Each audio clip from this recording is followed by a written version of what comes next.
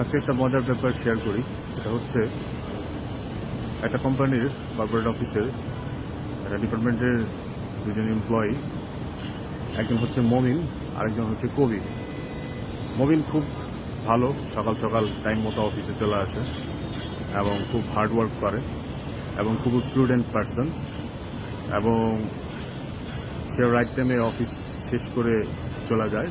যদি বসের কোনো বাড়তি কাজ থাকে সে বাড়তি কাজটাও করে দিয়ে যায়, সেটারে ওভার আওয়ার ডিউটি করে। এবং মমিন সে অফিসে প্রায় লেট করে আসে এবং তার কাজের থেকে তার কনসেন্ট্রেশন থাকে বেশি বসের মন জয় করতে। বিভিন্ন ধরনের রিপোর্ট নিয়ে যাবে, রিপোর্ট নিয়ে স্যারের কাছে প্রেজেন্ট করবে, যে কোনো একটা কাজের আইডিয়া নেওয়ার জন্য স্যারের কাছে যাবে। পরে সারাদিন সে বসের আশেপাশেই চলাফেরা তার।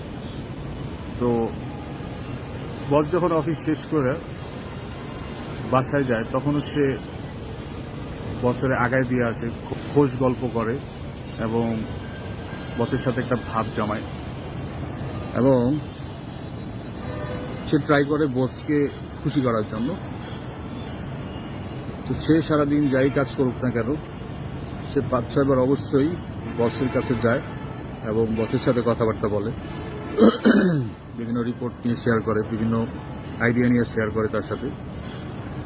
তো এরকম করে সে কন্টিনিউয়াস এরকম করতেই থাকে। আর বছর শেষে যখন ইনক্রিমেন্ট বা প্রমোশনের ব্যাপার আসে, আপনারাই বলেন এইখানে বস কাকে বেশি সিলেক্ট করবে, মমিনকে না কবিরকে? আশা করি আপনারা উত্তরটা দিবেন। ধন্যবাদ।